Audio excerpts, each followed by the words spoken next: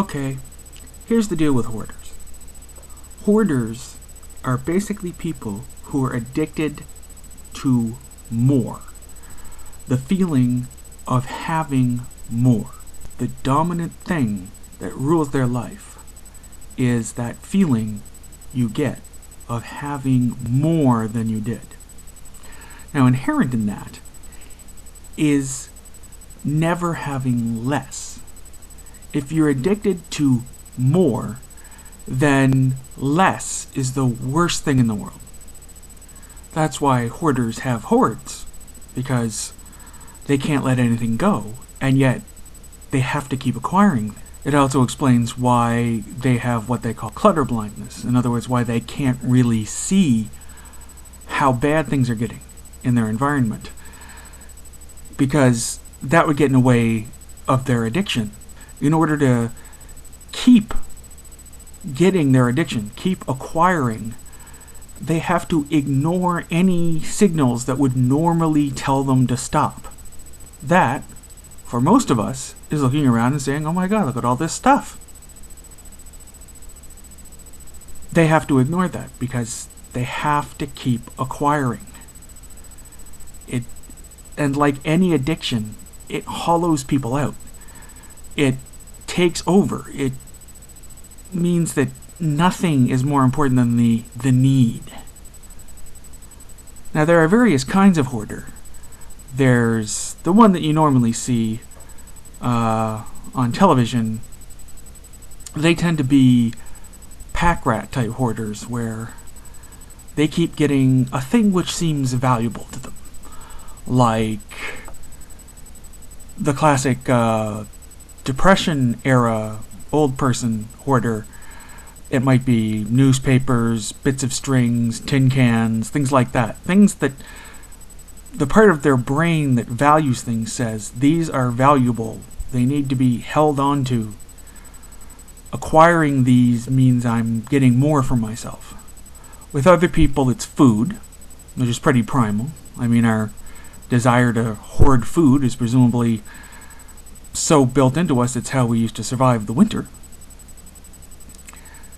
There's what tends to be the most tragic, which is the pet hoarder, the person who they keep getting more pets and they stop sort of paying attention to the ones that they have so much, because every time they get a new pet, they feel like they're rescuing that pet, even if the environment to which that pet has now been transplanted is not so great. But of all the kinds of hoarding in the world, by far the most disgusting and destructive form of it is money hoarding. These are people who are addicted to having more money. This is not hard to understand. We all want money. But because these people are addicts, because they are so addicted to the feeling of having more money now than they did before, that it hollows them out. And everything else, family, friends, morality, anything, all of it gets rearranged to serve the addiction. That's why, say, someone who's worth millions of dollars can't just stop, can't just go, okay, this is enough. I have enough now. Because enough is the opposite of more. The pursuit of wealth has become their overpowering raison d'etre. It doesn't even really matter how much they have, other than, like any other hoarder, they can't stand to lose any. Which is why you have the apparent contradiction of the multi-millionaire who's obsessed with how much paper his employees are using, or who tries to get away with screwing over his maid and his butler on their wages, even though he spends more than they make in a week for lunch. They can't stand the idea of their money hoard getting smaller in a way that they could have prevented. And these are the people who are destroying the world. These are the people for whom there is no such thing as moral restraint. They don't have a sense of ethics anymore. The addiction has destroyed it. They won't listen to anyone telling them anything that means they have less money.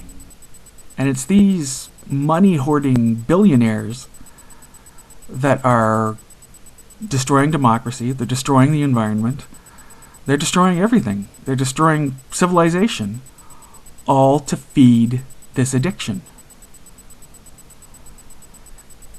If only someone could intervene with them and get them the help they need, so that they can finally leave the rest of us the hell alone.